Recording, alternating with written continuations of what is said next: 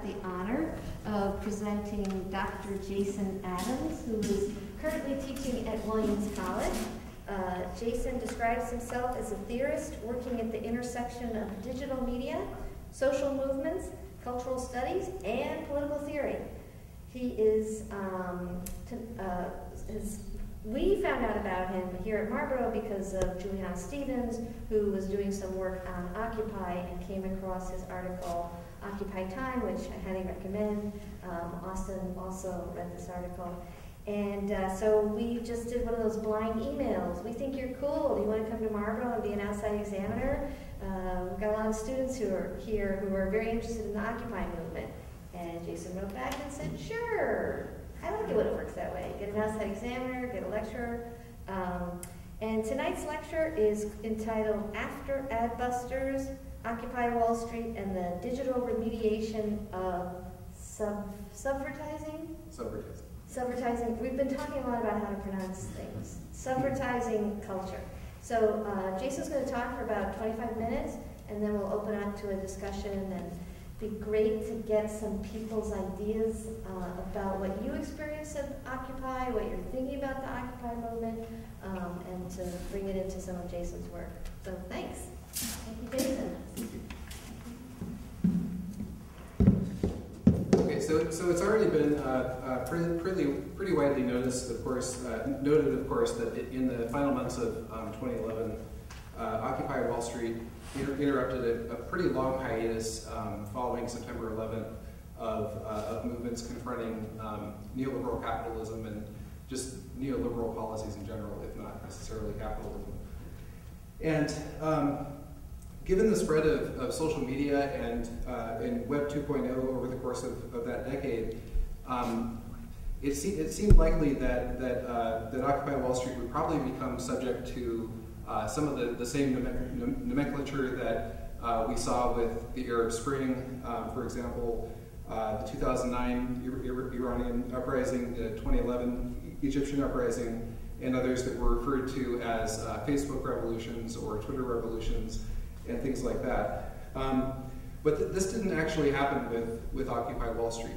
Of course, there was, of course, reference to the role of new media and digital media in how it developed in various ways, but that wasn't really, in terms of the origin story that went along with it, that wasn't really what was cited primarily, in the same way that it was with the Arab Spring movements. And I think that there's a couple reasons for this, and I think that it largely has to do with what was largely cited was actually a primarily print-based institution that was attributed rather than new media. So in this presentation, basically the question that I want to consider is how should we understand the specificity of Occupy Wall Street in the face of new media, in light of the sudden drop-off of this rhetoric, despite the fact that the movement definitely was inspired by the Arab Spring, it definitely was inspired by many of these movements that were referred to as Twitter revolutions or Facebook revolutions. And I think that there's ultimately three central reasons for this. The first one is that the origin story that was disseminated was that it was a result of the primarily print-based publication Adbusters. And number two, while new media was of course central to the emergence of Occupy Wall Street as it has been to pretty much every social movement of the last 5 to 10 years, it wasn't reducible to the kind of corporate venues that are often referred to, such as Facebook or some of these other social media sites. And number three, I think that that mass media actually played a pretty major role as well. And if you looked at just the first one of the first instances of police brutality in New York, of course that did get on YouTube, but the thing that really made it a big issue was when the mass media and the news started reporting quite a bit on the growth of the movement, which I think kind of exponentially helped it grow. So I think it's largely those kind of three things, and maybe there's kind of a zone in distinction between mass media and social media that has started to emerge that plays a role. So so what I want to ask is, should we only pay attention to the role of new media in corporate form in mobilizing people in new, more decentralized ways, as though it were just all one unitary phenomenon that just comes out of Facebook and other sites like that? Or are there perhaps other more specific new media effects and variegated new media effects that should be attended to as well, that have maybe escaped attention in various ways? So, so what I want to suggest is that the most important aspects of Occupy Wall Street's engagement with new media were threefold, and I think that what they represent is a new politics that is somewhat different from what we're used to in the past. It's not a politics. It's not necessarily a democratic politics. It's not necessarily a politics of consensus. But what I'd like to describe as resonant dissensus. And I talked a little bit about that earlier in some conversations. So the three aspects of Occupy Wall Street's engagement with new media, I think, are essentially, number one, the digital remediation of print culture by new media, which I think raises some questions about the presumed centrality of adbusters to the emergence of the movement. Number two, the central role of what Patrick Davison calls the unrestricted web, which I think is what distinguishes it from, I think that's maybe the main thing that distinguishes it from the Facebook and Twitter revolutions. So the unrestricted web is essentially, the unrestricted web refers to any aspect of the web or parts of online culture that escape intellectual property law relatively consistently. So YouTube obviously is not that, because things are constantly taken down on YouTube if they violate intellectual property law. But memes, for some reason, have been able to continuously escape this. The Pirate Bay has been able to escape this. Anonymous and various other aspects of online movements that don't function like solely within corporate sites have been able to accomplish a lot of things that are somewhat different, I think, from the Arab Spring movements. And then number three, the third way, I think, is the zone of indistinction between social media and mass media, which is that kind of synergistic relationship between, like I said, the police brutality event that occurred in New York early on in the movement's development. It's rebroadcast on YouTube, but then probably even more importantly, it's rebroadcast on television, and then it's rebroadcast from television back within social media. So, whereas in the past, I think what is unique about this about digital remediation for social movements is that whereas in the past print magazines, newspapers, periodicals of various kinds created kind of shared understandings of the world together. You know, Habermas, for example, says that, you know, if it wasn't for the novel, if it wasn't for the newspaper, and for a lot of these types of media, we wouldn't have a concept of the public sphere. And if we didn't have a public sphere, then, you know, for him, he didn't think that we'd be able to have a democratic culture. Today's digital culture, I think, is remediating all of these sources, so that it's no longer about periodicals. Rather, what we're seeing is, and I mean periodical in a temporal sense as well, what we're seeing is the emergence of instantaneous media or immediate media, a media of immediacy. And that, I think, is perhaps not capable of creating enough of a shared consensus, enough of a shared set of perceptions to actually generate a public sphere. For Habermas, this was a horrible thing. He said specifically about the internet that he really feared what it would lead to when we no longer had shared perceptions. But what I'm trying to suggest in this talk is, as I said, this concept of resonant dissensus, to where it wouldn't have to be like a majority rule type of public sphere or democratic culture, but we could actually have perhaps just multiple decision-making structures that don't necessarily all add up into one, in a way. So with digital remediation, the bounded nature of print is clearly being disrupted. The rhythms of print are being disrupted. But as stated, today's digital culture also takes us beyond the restricted web. As I said, the contemporary equivalents to magazines and newspapers like Facebook, Twitter, YouTube, and others, they're subject to intellectual property law. And today, the unrestricted web, I think, is increasingly central for social movements. Those parts of the web that are not subject to it in the same way. So maybe it's not surprising then that in contrast to the Arab Spring and to some of these other movements, that mass media outlets ranging from The Guardian to The New Yorker and others did not cite Facebook. They didn't cite YouTube or other things like that as the primary original sources of the movement, but rather cited Adbusters. And I think this may have something to do with just the kind of unprecedented nature of the movement in certain ways.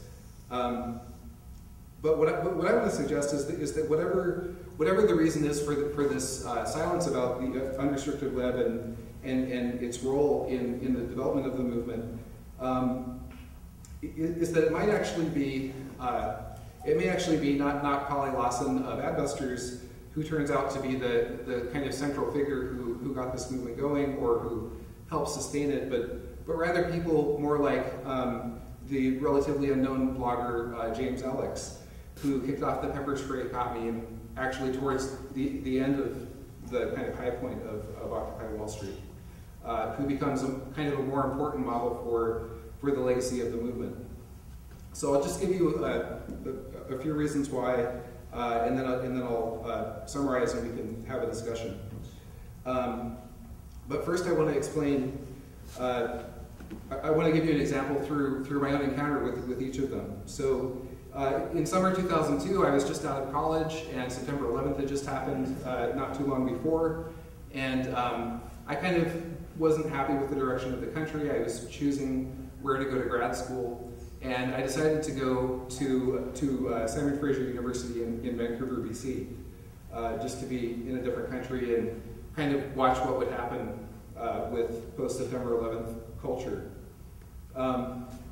And so, since I had just been involved in the anti-globalization movements, especially in Seattle, I helped organize those, and I helped design a lot of the graphics and flyers that were pretty widely distributed around that time. I decided that I would take some of what I had learned in that movement and approach Adbusters, which was based in Vancouver, BC, and see if they would like to use some of the graphics that I designed. I was influenced by John Yates and Seth Tabachman and some other people, and I actually remediated some of their work and kind of reframed it in different ways as well. But what I experienced once I arrived at Adbusters was that was not what I was expecting. They weren't ready to look at my work, and they said it would take a while, and they basically showed me the mailroom and said, if you want to process some Adbusters flags and other things like that and help mail those out, that's fine, but we're not going to be able to look at your work anytime soon. All of which was well and good. I wasn't necessarily expecting that they would look at it right away, or that they would even want to use it necessarily, because I'm sure they had graphic designers and other people like that. But I didn't really stick around that long, because I heard about another place called Spartacus Books, which was an info shop in East Vancouver, which was run much more kind of democratically, and their whole, it's a nonprofit, ideologically pluralist bookstore, and a lot of things happen there, you know, like movie nights and, you know, discussion groups and activist meetings and things like that. So if you were involved in this institution, you didn't have to go through a hierarchy and you know, hope that someone would look at your work or hope that someone would approve it. You could just basically do it as long as you were involved in the volunteer work on a regular basis. So so I just started spending more time at that place and didn't work with Adbusters. And this I think is much closer to how people experience memes.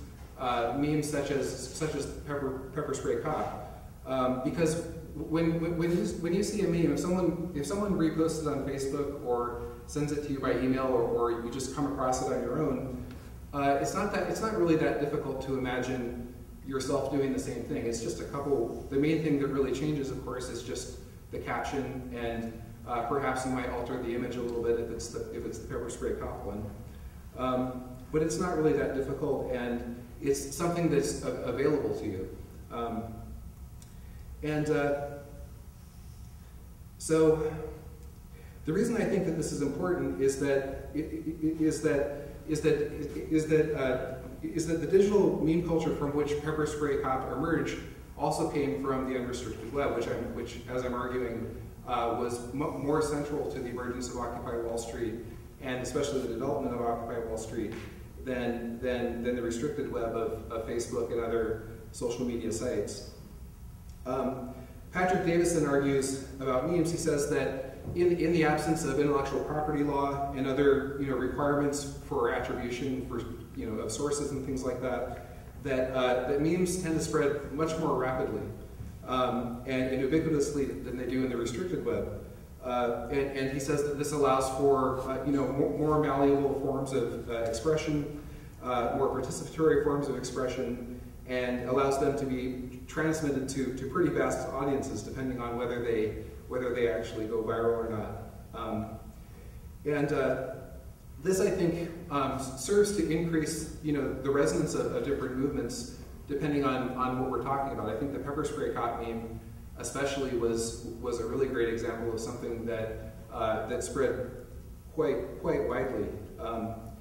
But it's not, as I said, compared to periodicals and kind of Habermas's idea of the novel and more modern forms of print media, it's not something that's going to create one collective perception that will then create a public sphere that will then enhance some sort of consensual democracy. Rather what it is I think it's something that's kind of beyond democracy.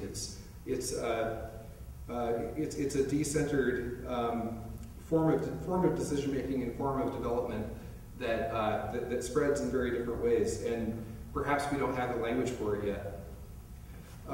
You might say that it's something like the Unknown Soldier Monument, where audiences who people who witness that monument, they kind of identify with it partially because the Unknown Soldier Monument, because there is no particular person, you can kind of imagine yourself being associated with it, perhaps your family members being associated with it or something like that. But it's precisely because it's not attributed, because we don't know who the artist is, we don't know who the author is.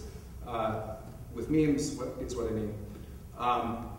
It's precisely for that reason that people feel an attachment to it, I think. And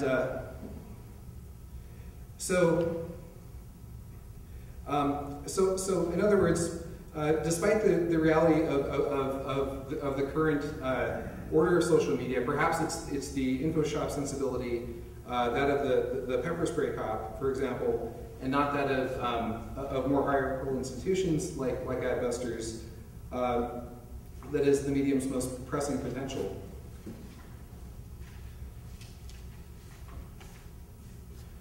Okay, so if we think about the origins of Occupy Wall Street, it's true, of course, that Adbusters is the one that made the call. They're the ones who initially, called for this event to occur. But I think that today, any attempt to try to trace back, single unitary origins that would exclude others are pretty misleading.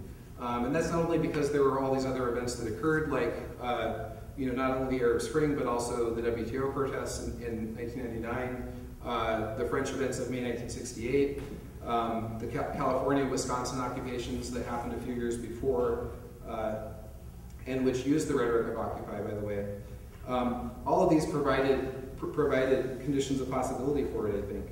But I think it was also that that we now have a increasingly rhizomatic, decentered network culture, and this network culture destabilizes relationships that we might assume between origins and outcomes. So, and I think this is especially the case as the unrestricted web interrupts the culture of intellectual property, unambiguous, easily attributable authorship and things like that.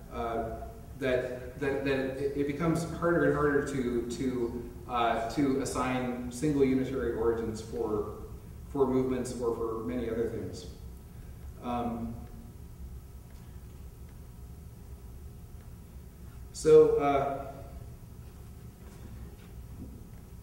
Let's see. So for example, the situationist concept of determinant, which the magazine's creators re-narrated this concept as subvertising, or the critical reworking of mass images. That, for example, is no longer only the purview of print-based institutions like Adbusters, but rather it's something that's more available now through Photoshop, through Microsoft Word even, because with Microsoft Word you can easily make a meme, and almost everyone knows how to use that. So you don't even have to know how to use Photoshop. So there's a number of sites out there such as Occupy Lulz, Occupy Friendship, blogs such as Pepper Spray and Cop. And with all of these, I think that the basic productive as well as distributive processes have been both horizontalized and as well as anonymized. And I think both that horizontalization and anonymization is pretty characteristic of the unrestricted web and what's unique about it compared to the restricted web of Facebook and Twitter. So while not all of this can be classified as subvertising, all of these are variants on determinant, which was defined by the situationists as, quote, turning expressions of the capitalist system against itself. Probably the prime example of that would be the Debord film Society and the Spectacle, in which Debord took images from mass media news, newsreels, and various things, and placed different captions over the moving images, had a narrating voice that gave a completely different meaning to the images.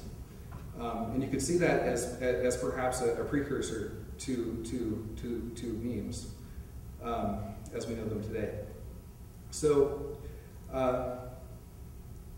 perhaps rather than the second decade of the 21st century constituting the high point of subvertising culture, it may actually be something pretty different that we're witnessing, and I think that we're actually seeing the decline of print-based subvertising and the rise of what I call deterrent memes. So deterrent memes essentially is taking the concept of determinant, which I was just describing through Guy Debord's film, and combining that with just the idea of a meme. So rather than just a lot of memes are just kind of silly things. A lot of them are transgressive in various ways, sometimes inflammatory, kind of nihilistic ways. But I think that with Occupy Wall Street, what we saw a lot of was things like Pepper Spray Cop, where there is kind of a political dimension to it. It's not just a nihilistic kind of anything goes meme culture. It's actually trying to use that cultural form in creative ways that are interesting politically. So, and I think that in the same way that we can say that these images, that memes, take on a wide variety of kind of various types of development, We can also see something like that with Occupy Wall Street and the occupations in late 2011, and that perhaps there's kind of a growing interweaving between internet-based movements and their street-based counterparts. So just as memes have been shown to contain kind of an infinite plasticity where they can be interpreted and redone, I think that we can see something like this also with Occupy Wall Street, where you know, it may take on one form, and there may be calls for example, no property destruction. Some places, some of the Occupy sites, like in Grand Rapids, Michigan, don't allow cussing even. So if you cuss, you can't be part of it. But I think that what we're seeing is that whenever there are calls to a really unitary consensus like that, a lot of people resist it and just go do something else. So, you know, some people will say, no, we're going to occupy this park forever, and others will say, no, we want to go, like, you know, occupy homes that are being foreclosed, or we want to do something else. And I think that that's something that happened a lot towards the end, especially, is that there was a wider variety of things that happened. So after the dissemination of deterrent memes, I think that Adbusters' loss of control over these aesthetic practices that it itself popularized can't be separated from the publication's inability at the end of 2011 to bring this movement to a halt. They, you know, on November 14th, 2011, they said that they were going to, or, you know, it was a tactical briefing, they called it, and they said that they wanted people to consider packing up and declaring victory, but really things continued happening all the way through, you know, May 2012, and we just saw the events that occurred in New York and other places. But I think once again, what we're seeing now is that, you know, there's been a pretty big media blackout about what happened in New York. You know, there were from reports I heard from people I knew down there, there were thousands of people in the streets, but a lot of the on May Day, but a lot of the news reports just reported, you know, hundreds of people, like, nationwide. If you could collect them all as a whole, they were described as just hundreds nationwide. Where for sure it was many, many more than that, certainly in the thousands. And so that creates a feeling as though the movement is dying down. And so I think that's that's something that does face that movement now. Anyways, so just as there are countless variations on the pepper spray cop meme shared through Facebook and other online networks, and this has proven, you know, susceptible to alteration, so too has Occupy Wall Street as a whole. Additional captions, alternate mise-en-scènes, other elements that were added to this imagery you could see that as similar to the way that breakaway groups occupied vacant buildings, abandoned schools and other spaces, and how all of this multiplied the content of Occupy Wall Street rather than creating one unitary thing.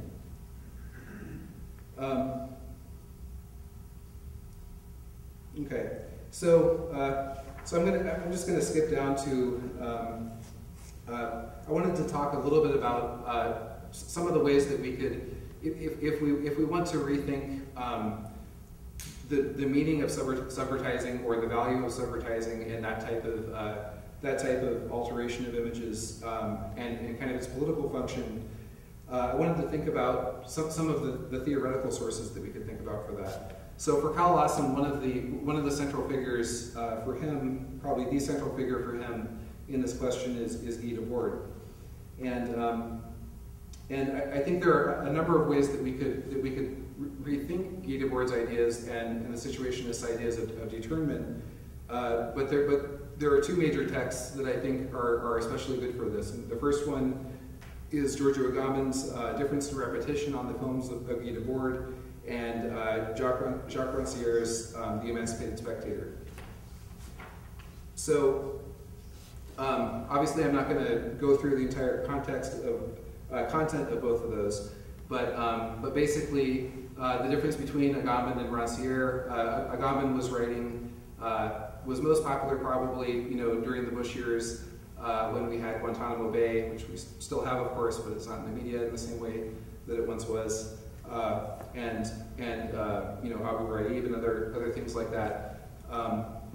So he was more popular at that time, and was very good with theories about exclusion and sort of authoritarian power that exists within liberalism, and you know, and Rancière has become a more cited figure recently because I think partially because a lot of his work seems a little bit more nuanced in various ways, but I think it's actually Agamben who's the more interesting of the two to think about determinisms with, and there are certainly ways that you could do that with Rancière's work on Debord and on some of these questions. But essentially what Agamben argues is that he's referring to Debord's films, and in his approach he doesn't just oppose what Debord had to say about determinant. Rather what he does is he thinks both with and against his interlocutors. So for example, much of the situationist argument, you can kind of see it in Adbusters, in a lot of the things that they say, is that there's a critique of any kind of mass culture. There's a critique of television and any kind of mass culture is kind of seen as inauthentic and far away from our kind of embodied experience and in all of that. And so I think that with Agamben, what he does is that he kind of questions that, because he says, you know, and I think a lot of people after the emergence of post-structuralism started to make these arguments that, you know, even our embodied experience is not without mediation, because there's always some kind of a discourse, some kind of language, habits of perception that we have, and that sort of thing. So I think that I think that Agamben, you know, would critique the situationist critique of mediation, but he still affirms that the practice of determinant might suggest an approach to paying attention to the paradoxes of representation. And so, since one of Debord's primary mediums was cinema, he focuses on this and uses the phrase the zone of indistinction between reality and possibility. And he says that this zone of indistinction counters the facticity with which the media, quote unquote, the media represents itself. So here's the quote where I think he kind of sums it up. He says, quote, "Cinema does the opposite of media. What is always given in the media is the fact. What was, without its possibility, without its power. We're given a fact before which we are powerless. The media prefers a citizen who is indignant but powerless." That's exactly the goal of the TV news. It's the bad form of memory, the kind of memory that produces the man of ressentiment. By placing repetition at the center of his compositional technique, Debord takes makes what he shows us possible again, or rather he opens up a zone of indecidability between the real and the possible. When he shows us an excerpt of a TV news broadcast, the force of the repetition is to cease being an accomplished fact and to become possible again, so to speak. You ask, how is that possible, as your first reaction? But at the same time, you understand that yes, everything is possible. So basically what Agamben does in relation to Debord is that he takes particular forms of a medium like film and specific examples of it, such as Debord's, and he extracts that from the media. So, you know, people talk about the media as though it were just all one thing. So basically what he's doing is he's saying that, you know, there are particular forms of the media that are not simply about propaganda, they're not simply about, you know, mass cultural control and that sort of thing. And especially in particular examples like the Film Society of the Spectacle. So I think that what Agamben does is that he points to the paradox of the fact that for Debord, despite the fact that Debord and many people who read him take him to be, you know, making one of the most thorough critiques of the spectacle, that Debord himself used the spectacle. He used spectacular means in order to critique the spectacle. And we could say that in many ways that is what memes do. Memes like Pepper Spray Cop, other memes that utilize images from mass media. So rather than interpreting this as a contradiction, he affirms the zone of indistinction between reality and possibility that is determined, or quote, turning expressions of the capitalist system against itself. So, so I think that implicitly Agamben suggests that Debord himself understood the plasticity of meaning even in spectacular images, at least when exposed to a critical perception, and this would include even advertisements that have not been even determined necessarily, just depending on how you perceive it or what meaning you take from it. So so just to sum up, what can we make of advertising of Adbusters and its subvertising culture after the rise of digital culture? Is it cinema in Agamben's terms, or is it the media? And I think one thing to remember when thinking about that is that the term cinema derives from the Greek word kinema, or movement. So so we could say that only that which is actually involved in movement, which resists stagnation, could really be referred to as cinema. And you know, while Adbusters, Adbusters has been doing this for a long time, and they did turn images of the capitalist system back against itself. But another situationist concept is that of recuperation. So in what recuperation means is that forms of resistance that emerge at one point, or of subversion in various ways, that emerge at one point eventually become reincorporated back into the system. They become marketable again, they become safe, they stop being really much of a threat. And so perhaps that happened with Adbusters.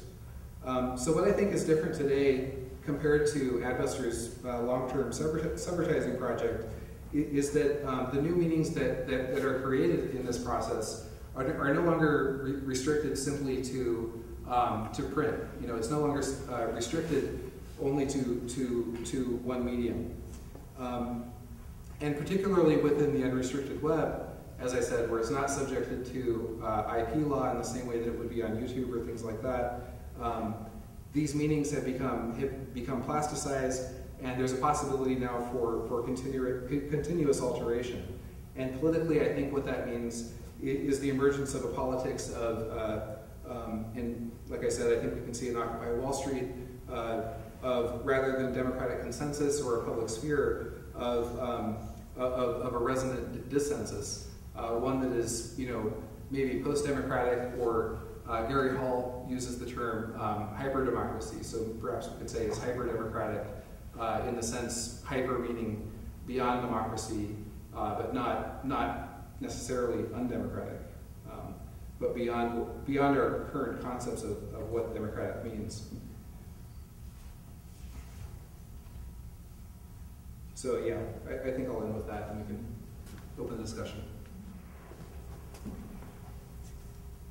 I have a question to start going, and you've given us a lot to think about, and I am curious, this is in the beginning of what you were talking about, if we don't have stories in the same linear way, so I'm probably feeling a little sympathetic to Habermas's critique of a world where everything is happening at the same time.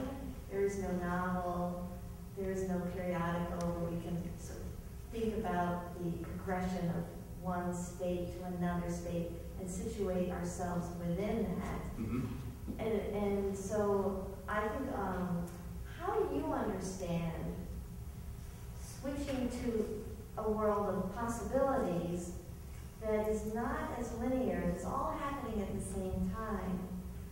And this is where I'm probably showing my age.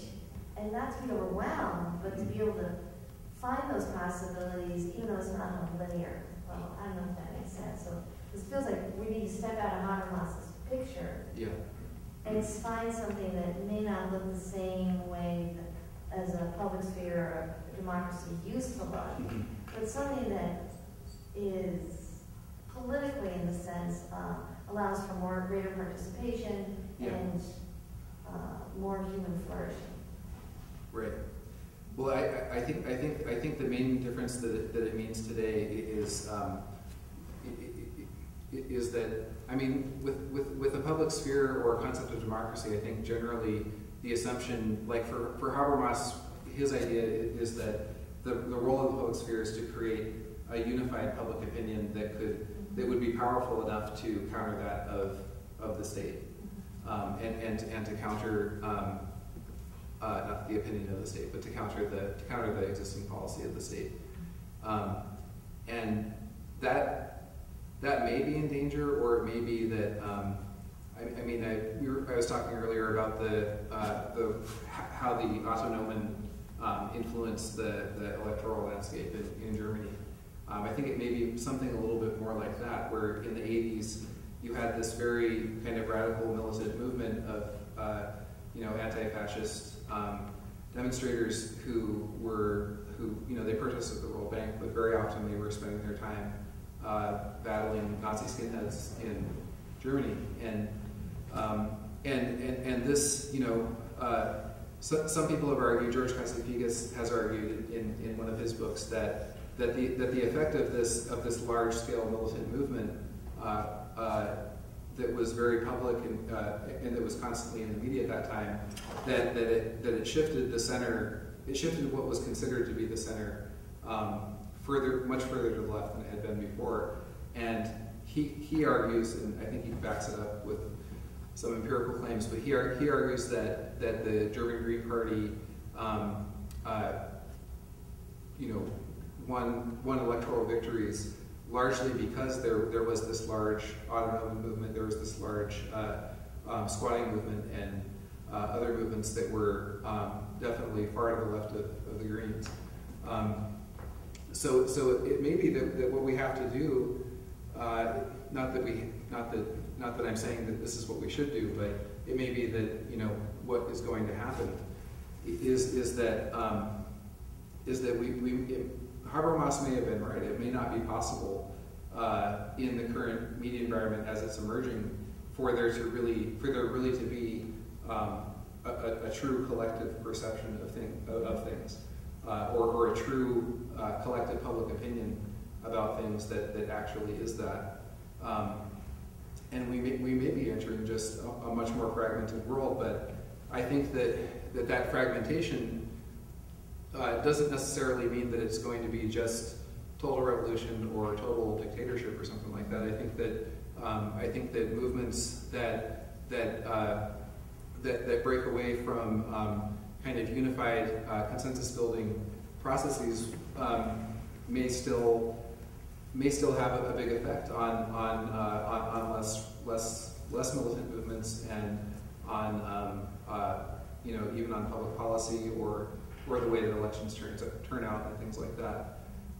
So it's not that I'm saying that it's not that I think that I don't think this will necessarily mean that absolutely everything will change, but I do think that it has become already, and will continue to become much harder to make claims about really a collective perception of things,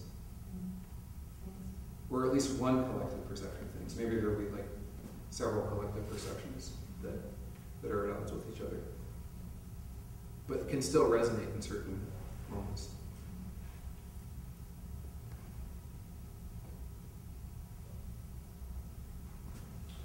So sort of trying to formulate this question, but I wanted to go a few steps forward from the very end of your talk. You started to talk about you very briefly and broadly outlined what this new, I guess I might call it, economic structure of media gives us when we have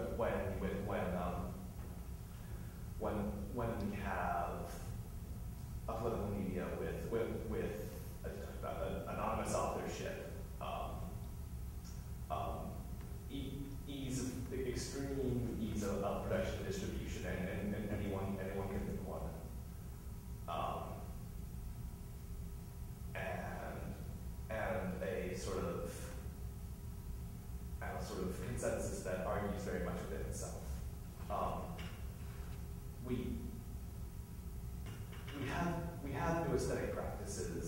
we have a new way of understanding the news and political events. What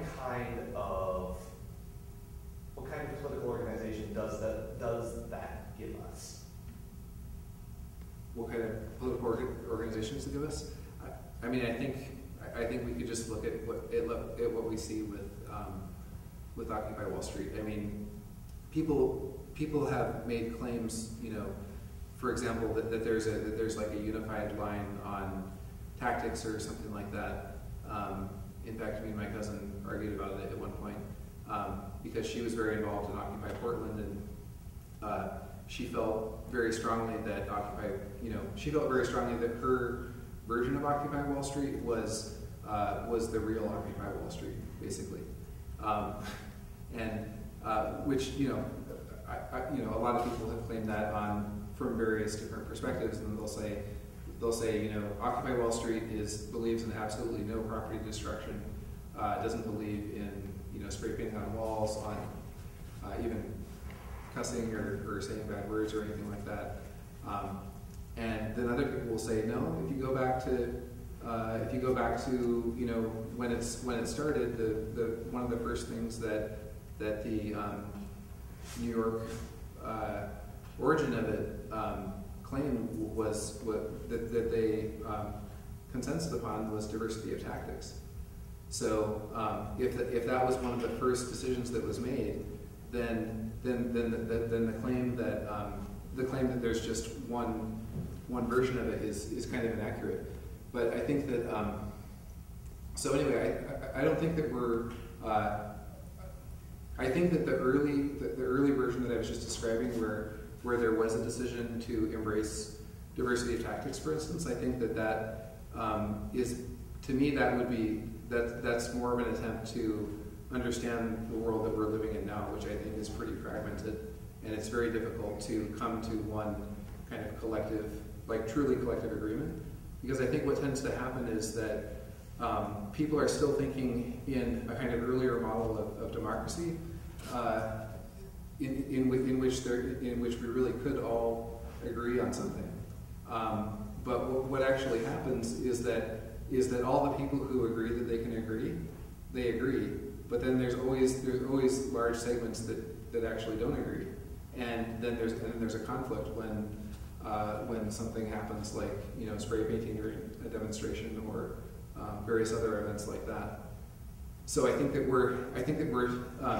practically speaking, we are still in the tension between the illusion that we're still living in a world where completely shared opinions could exist in a Habermasian way, and the actual reality of the situation, which is that people don't.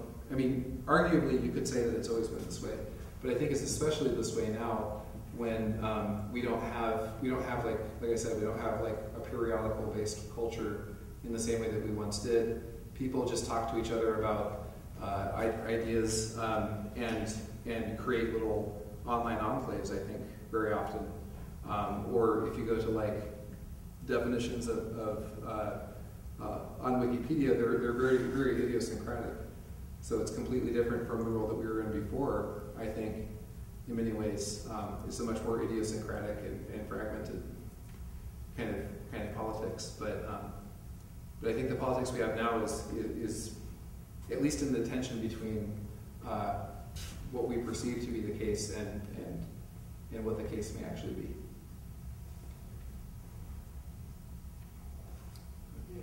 I guess I'm just curious how utopian thinking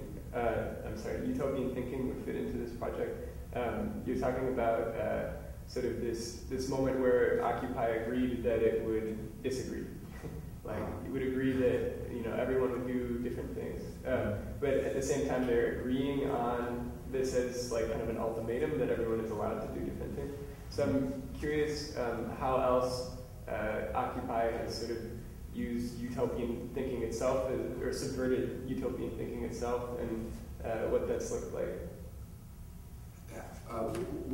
Where's the utopian aspect? This is our new thing that we're doing, and this is like better than what other people are doing, and it's characterized by everyone can do what they want within this and sort of do it their way within. Am I making sense? Yeah, I think I kind of, yeah. I mean, I would characterize it as heterotopian rather than utopian, to use Foucault's terms. Heterotopian meaning many different kind of ideal imaginations of ideal worlds kind of overlapping and coexisting. But not necessarily in a harmonious way. I mean, I think there can also be really significant conflict between different views of ideal worlds. But I think that I think there's still a utopian dimension that exists in people's imagination of what they want. But I think the reality is probably more heterotopian than utopian, in the sense that I think it's multiple and conflictual. Okay. I'm just wondering, like, how this translates into sort of a political movement, if it's so divergent, or like where that sort of center of gravity is in the movement. And I haven't it depends on what we mean by movement, because does movement mean the movement? Does it mean that it's unitary, that there's one movement, or does movement mean something that is like in the sense of a verb, or does movement mean something that is moving and continuously changing? So I don't know. I don't think it gives rise to. I don't think it gives rise to the movement. I don't think that Occupy Wall Street is a movement any more than even. I think that's been the case for a long time, actually. But I think especially since the internet got big and became a major cultural force, I think it's been very difficult for there to be any sense of the movement. And I think that what we're seeing now is something that's kind of continuously changing. And even Occupy Wall Street. I mean, speaking of continuous change, I think that in many ways some of the more pessimistic or dismissive arguments about that movement are to some extent correct, in that it definitely was at a much higher point in late 2011 than it is now. I don't think it's correct in the sense that the movement is completely, that those movements or however you want to frame it, are completely gone. They're definitely still doing a lot of things. But I mean, another question that this kind of new temporality raises for me is are the lifespans of movements the same as they once were? Perhaps we're living in a world now of 2-month movements, even if they seem to be really extremely resonant during that very short period. Whereas in the past, people would refer to the 60s or some decade-long period of movements. I guess I'm just thinking in terms of my parents and their friends back home who are totally for Occupy, and they're yeah, the 99%, that makes sense to me. I feel like I'm part of that, even though I can't be there. I have a friend of the family who watched rallies on the internet and was rooting for them, and it was they really did feel like they were part of a central movement rather than a heterotopic sort of thing that was. They felt like they were part of different ways. Yeah, they where felt was this? one.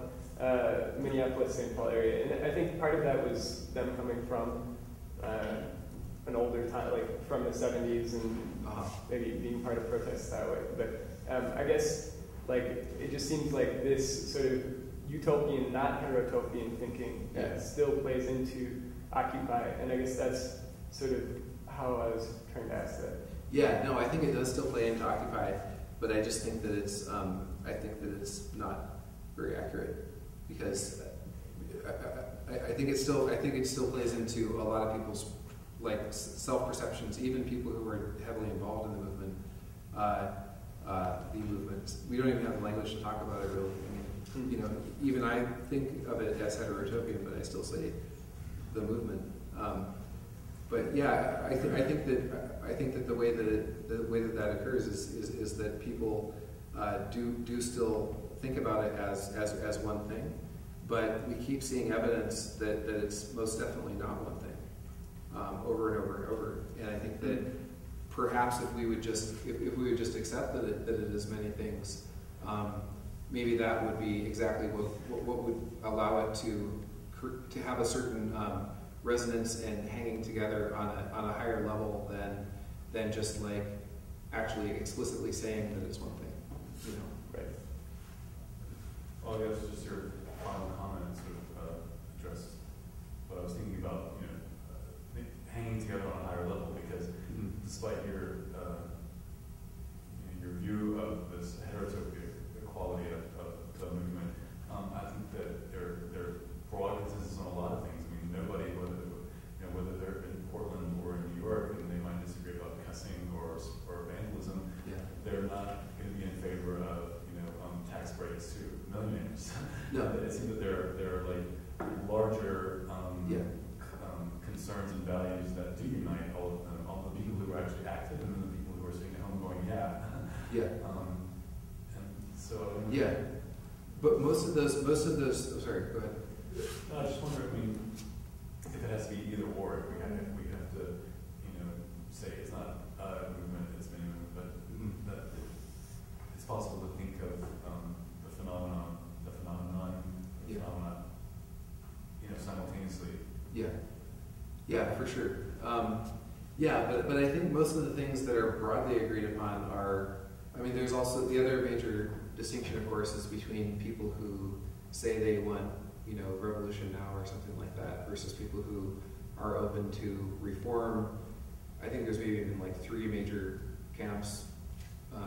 People who are calling for some sort of revolution, others who are calling for what Michael Albert calls radical reform. I think that's actually a lot of them. And then others who are calling for basically piecemeal liberal reforms. I think they all coexist.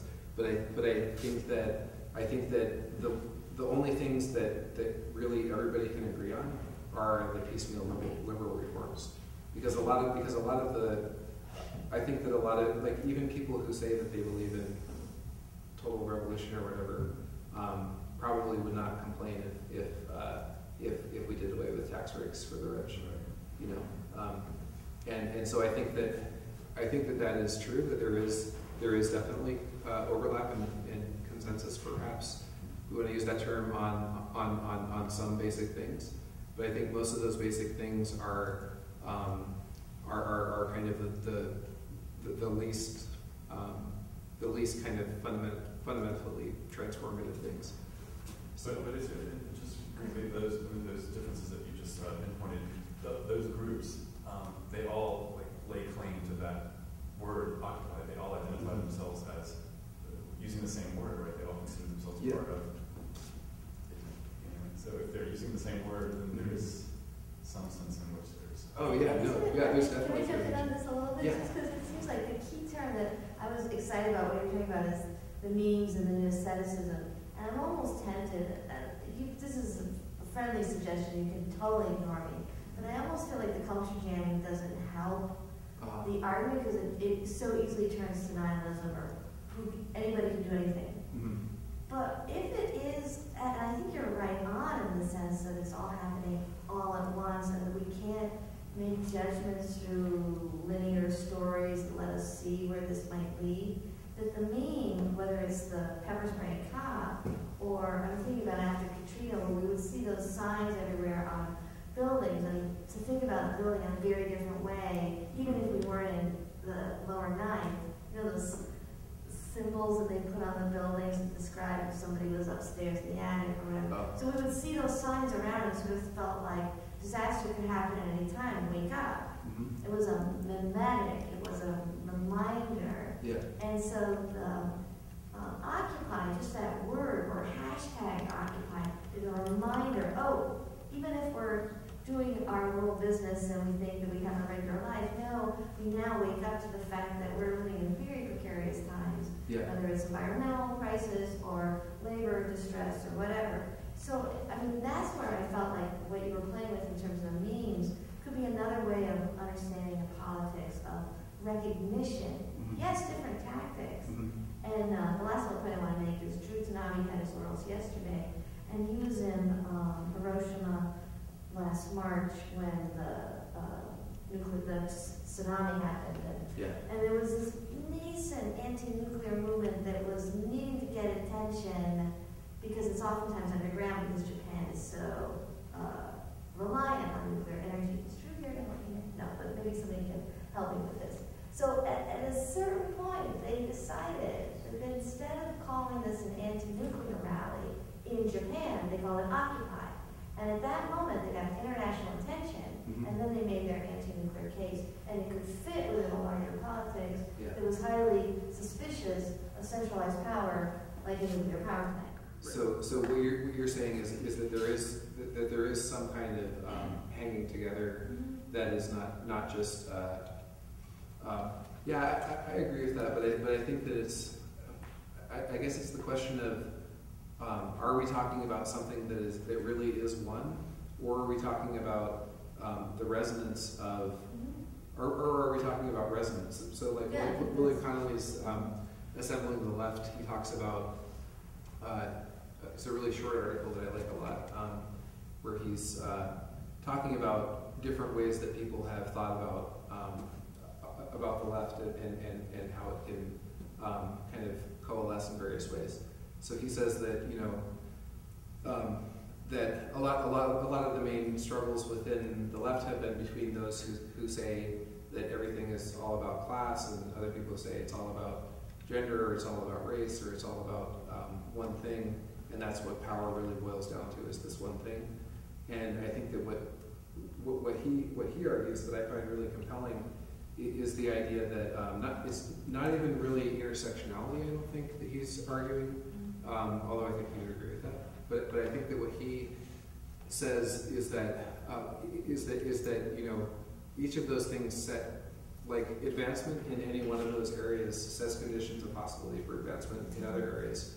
And so either we can think of a movement or like a domain of politics, such as the left, quote unquote, as something that we're all battling for kind of hegemony over, and to claim that it's really about one primary issue, or we can think of it as an assemblage, as something that really has no center,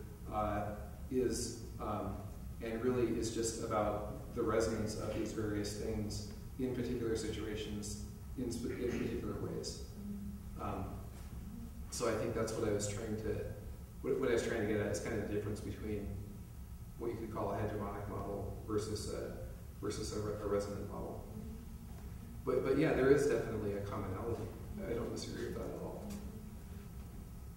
I just think that unfortunately that commonality tends to exclude both the radical reform and the revolutionary aspects, because that's usually the piecemeal reforms are the one thing that everybody can agree on, which is perhaps not a horrible thing in any way, but it would be nice to at least see some like really fundamental reforms become possible. But you can't organize around really fundamental reforms because many of the people attracted to diverse populist movements like that really just want very small reforms. So. One more question? That's okay. I don't know if it's exactly a question, but so it seems to me that as much as we try not to, we're still stuck in the paradigm of trying to, as like talking about the old media giving away to the new media or these new technologies, and that's sort of like leading us in the wrong direction. Because a publication like Adbusters, even if it's on the most progressive end of the spectrum, it's still stuck in a trap of leaving these hard facts and these hard artifacts that are up for critique and whatnot. And that if these new social technologies exist, they exist in the sense of always being a moving target and not leaving these hard things around to be critiqued or to really rally behind as a banner. So to that extent, it seems like the new project that goes with the new technologies is more like like Spivak and like the post-colonial view of like Habermas, which wasn't like analyzing the potential of creating a single perception, but creating a single framework where at least like you could hear all the other perceptions. It wasn't that we would like have the same perception, it was just that we would actually listen to other people's, however varying they were from us. Yeah. And that if there's anything that seems really frustrating about like the new technologies as evidenced by like the unrestricted internet or whatever, is that we're still sort of like holding them up to the standards of the way that like ideas transition to each other in the past, which is really just like a transition of ideology, you know, like with still using like the same structure. But it seems like the social technologies represented by the unrestricted internet aren't attempting to battle old ideas or to even like have a concrete like silhouette to outline themselves that's like up for critique. They're attempting instead to like add something else, not get like lost in like a pit fight with the other ones. So to that extent, I don't know. I don't see like the old media giving away to the new media or being a zero-sum game at all. Oh no, I don't think it is. But I do think that anytime, I mean, I think that if we can agree that you can't have a nation state, for example, without, as Benedict Anderson says, you can't really have a nation state without the railway to like, you know, transportationally connect vast distances, without the telegraph and the newspaper to create a shared perception of what that vast continent is and what the everyday news is. If we can agree to that, then I think that new media that don't have anything to do with like physical expanses per se, I think that it is giving rise to something that is not necessarily a purely national or a purely local kind of mode of perception, so that people can all be in the same space, even a very small space like Marlborough, and feel much more connected because of what you're constantly seeing on your Facebook news feed or whatever to wherever you came from before here, and you know, and perhaps you'll have a feeling of community here too, but you know, because of the shared physical space, but I think that in the same way that newspapers and those other technologies created a collective senses of identities in shared physical space, that no matter what the new forms of the new technologies are giving rise to totally different types of attachments, just like affectively and emotionally, and just the way that people perceive what they are. But yeah, it doesn't mean that we still do have print-based media. A lot of people do read Adbusters, and there are shared perceptions around Fox News, for example. You know, yeah, I mean, I think they coexist at the same time. But I think that even things like Fox News show signs of you know, webbiness, if you wanted to call it that, in a certain way. Just the way that the facts, the so-called facts that they use, are so flexible and you know, the rise of infotainment and things like that, to me indicates that there's less of a concern with actually building up a common public opinion, and there's a kind of an increasing kind of relativism or fragmentation in various ways.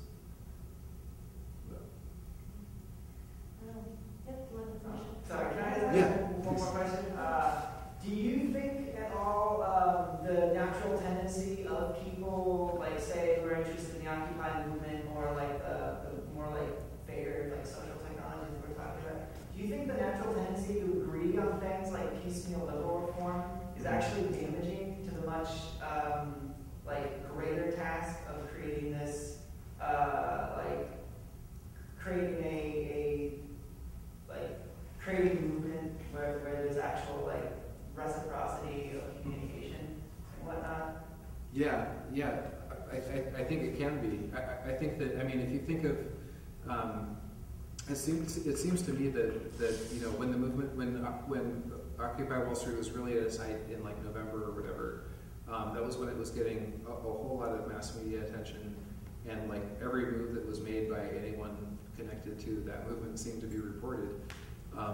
And I think that it's in moments like that, like the students that I was teaching a class called Digital Political Theory, where I was trying to think about political theory in relation to the impact of the internet on culture, basically. And a lot of the students at that time were, I was surprised by how many of them were open to various ideas about what my father would call radical reform. And, you know, I think that maybe we're in a period now where a lot of revolutionary rhetoric just doesn't really have traction per se. But I think that the idea of like fundamental reform that would really deeply transform the nature of our current order does, in certain moments like that, does have a lot more traction. And so I think that and I think that part of those moments does have something to do with the fragmented nature of culture now, because it's partially due to that fragmentation that Occupy Wall Street can get so many people out on the streets, because everyone kind of reads slightly different things into it.